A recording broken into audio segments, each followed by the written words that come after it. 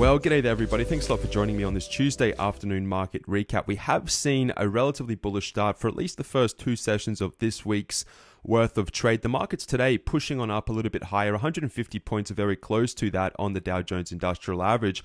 A lot of this momentum, a lot of this percentage gains are occurring on relatively small volume which is roughly 20% at the moment, below the average daily volume which we come to expect on the Dow, the S&P and the Nasdaq. A lot of this has to do with the elections taking place in the United States. So a lot of active market participants, traders, institutional investors just waiting around for more of a guarantee as to a lot of these races, or at least the outcome of said races, to actually flow into the fundamental backdrop of this market. So we're seeing a little bit of short-term noise pushing to the upside. The problem for this market, irrespective of the event of this race or races, is that we still have this prominent open window. So regardless of the outcome, okay, I'm still expecting these markets to come on back down, to close those open windows, and it's making a lot of sense with a lot of the individual charts or the individual stocks on the left-hand side of my screen. What I'll do for you, yesterday I really quickly spoke about, I guess, the setup of the markets, what we're looking for and how we're going to trade it when we see certain things actually arise and set up. At the moment, I am personally sitting on my hands just watching this market from a distance. I do not have any FOMO, any fear of missing out whatsoever, simply just waiting for the best risk and reward ratio to jump on into this market to take advantage of what I believe to be, again, another continuation in the direction of the larger macro and also intermediate trend direction. Only when the market comes back down and closes its respective open windows down here across the board, roughly 2675 on the S&P 500, and on the Nasdaq, it's coming in about 7,120. Will I begin initiating trades in our top 12 individual trade list? Now, as I say this, let me just go through some of the stocks that we're keeping a very close eye on. Amazon, we're looking at this coming back down to potentially 1,500. I don't think it will get all the way down there, possibly 1,550. Boeing Airlines holding up above 355. Watch for it to close this gap just above 350 over the coming days, if not weeks, prior to seeing this potentially break out and really start running again as it did towards the end of last year. Now, this is Baidu. Baidu has placed in a nice little reversal pattern right on this very established trend line. This trend line takes us all the way back, coincidentally, to 2009, where the beginning of this bull market occurred after the GFC, of course. So we're looking at this coming all the way back down, retesting maybe 185, 180. The structure that we have developed between Thursday and Friday is going to be that entry point if you don't take market positions when, of course, the market indices sell on back down and close those open windows. But this is set up absolutely brilliantly. I'm loving the trade setup on Baidu, by the way, just out of curiosity. So we've got Caterpillar racing back on up. It has closed its open window. Now what you can expect is essentially a lot of these stocks, if you haven't already put the pieces together, to be setting up W's, which W stands for winner. W means double bottom. So although it does look like a very healthy V bottom, a rally out of this pretty decent sell-off all the way from $155 a share down to about 112, still expecting this to fall on back down a little bit lower to place what may be that of a short-term higher low, but will still take the formation upon which we're essentially right now we are going to be establishing that of a legitimate neckline on Caterpillar. Let's move into COP. COP, looking at this coming all the way back down to roughly $64, $65. Once we get down here again, surprise, surprise, you're going to see the same reversal chart pattern set up. Right now, if you're looking to jump into the market long, I would encourage you to rethink that option, to rethink that game plan, because again, what is most important when it comes to individual trade setups is what the market or how the market is set up and how you can take advantage of the ebbs and flows of the movements in the market and really understanding when to position yourself into swing types of trades. We do not day trade here at Pivot Point Trading. This is purely swing trading through the use of options contracts or derivatives. And the best way to do that is not to go long here. Instead, go long at lower prices if and when we do see those based on those chart gaps filling or those open windows being filled over the coming days or even potentially a week or two. It doesn't really matter. We can remain patient and disciplined, pardon me. It is a very important skill to have in the markets. And really what we haven't done over the past 2 weeks is really take any unnecessary trades whatsoever.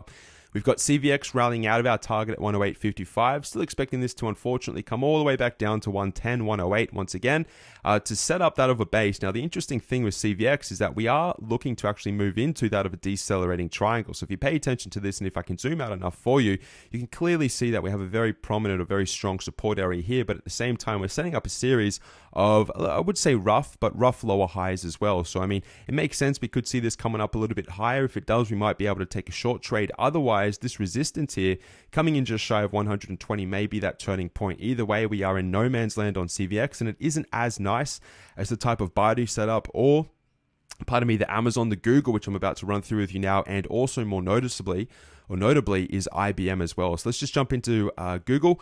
Google, again, very similar. Amazon is trying to shake out, all right, a lot of the weak shorts right now and also the weak longs. You can see that gap, which is set up between Tuesday and Wednesday. This is the same gap that I spoke about on the markets and that I keep referencing for the time being on the S&P, the Dow Jones, and the NASDAQ. So as you can see, it was yesterday on Monday when we actually closed this open window. That doesn't come as a surprise. It's one of the first few stocks to actually close its respective open window. And in the process, it's testing this as new support. Now, it doesn't mean that we cannot overshoot it ever so slightly. I would be surprised to see Google below $1,000 a share. All right, so we're trading at the moment at $1,069. We could come on down a little bit further down to about $1,020, $1,025 to come on back down and retest some of these lower wicks. We already established that lower wick on Monday once we overshot the gap. So this is telling me that, hey, there's a little bit of, pardon me, life in Google. And I'm expecting a lot of life to come back into the markets and abundantly a lot of these individual stocks in due course. But the good news is that we've closed the gap. It's gone through the routine. It's jumped through the hula hoops that we need to in terms of the processes before we can see this continue higher. So Google may turn into that of a market leader as it has done retrospectively in the past. So that is a very good sign for the markets moving forward. Just wanted to point that out. Again, wait for the markets to close their respective windows, but you could see a little bit of an advance in Google prior to the markets actually making their legitimate advance off from macro support. We have IBM trying to reverse. It looks to be setting up that of a rounding bottom, a Japanese rounding bottom when it comes to a technical approach. And this is quite good. This is very important because if you go out to the monthly chart, I'm going to let you in on a little secret over here. If you go all the way back, not only are we going back to 2009 like we did in the previous chart, but if you go all the way back to 1993, okay, 1993 on IBM, you can see that we have, or this has become, when you extend it out into the future, I know it's not perfect, but we are dealing with a lot of time. I mean, we're dealing with period going all the way back to 1993, all right, a very long time, 25 years. But what you can see at the moment is that if you project out, okay, this bullish trend line, we're right on it at the moment. It's the first sort of candlestick that we are seeing. Of course, this is a monthly candlestick, but you can see that we are respecting, most importantly, this rising bullish trend line at the moment. So as bearish as what IBM is, we've spoken about the open window up here at about 142. Very similar to the Baidu setup and much like the markets expect for this to sell off back down to maybe 118, 116. And when it gets down to this area, you want to be looking for candlestick reversal signals. Candlestick reversal signals are something that I don't speak about publicly here on the YouTube channel, but this is really looking like a brilliant setup. It's not ready yet. I wouldn't be jumping into it above the highs of, say, today's candlestick being Tuesday. Instead, I would wait. I would wait for it to fall on back down with the markets when they do close those windows, understanding, of course, the markets may be pushed or moved by market noise after the close and moving into Wednesday's session, given the results of the midterms in America. But once all of that noise settles down, we're most likely coming back down to support, and this is where you're going to have the last opportunity to jump into IBM on the long side to take it up to about 144, and ultimately, who knows, even up to 150 or beyond, which is very exciting in the prospects of that trade setup right there. Now, again, continuing in the theme of Amazon, continuing in the theme of Google, Netflix at the moment looks to be setting up a reversal. Surprise, surprise, to sort of rewind your minds back to Tuesday and Wednesday. What do we have here? We have a reversal gap. So it looks as though this sell wave has essentially exhausted itself. What we need to do, however, is to close the open window down here at about $290 per share. Once we get back on down into the support area, watch for the candlestick. What we won't establish this time is that of a gap. What we should see is just healthy price action pushing on up higher. And if we zoom out, what you're going to realize is that we're in some form of a consolidation type of pattern on Netflix. We've got 3 layers to it, or 3 resistance, 3 support areas. Up the top, we've got a little bit of a neckline here.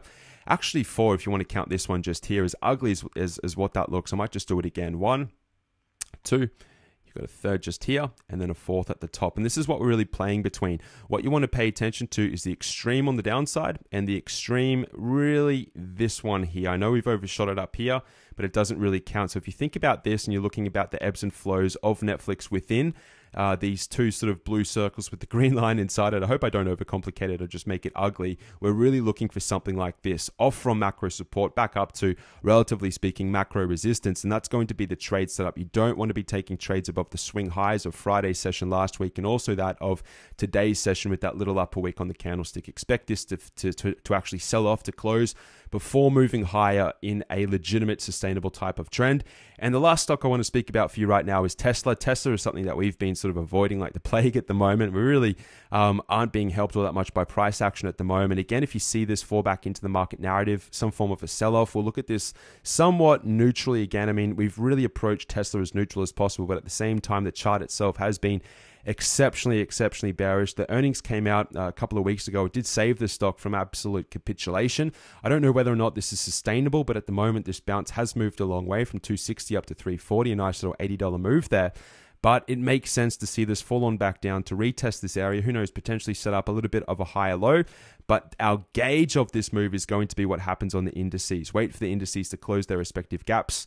And once that happens, that's when we're going to begin initiating long positions, as probably the majority, or at least the consensus when it comes to the sentiment and the mood of the market participants, is going to be relatively bearish. Understand, have your game plan written down when the market is closed, when there is nothing essentially to distract you or your emotions to really, get involved, so to speak, and just execute it when things fall into line. Until then, just remain patient, remain hungry, and in due course, we will start initiating a bunch of trades on the equity markets again. All right, so on that note, everyone, enjoy your Tuesday evening. I'll be back with you later in the week for another market recap. It's James signing off on behalf of Pivot Point Trading. All the best, everyone. Farewell.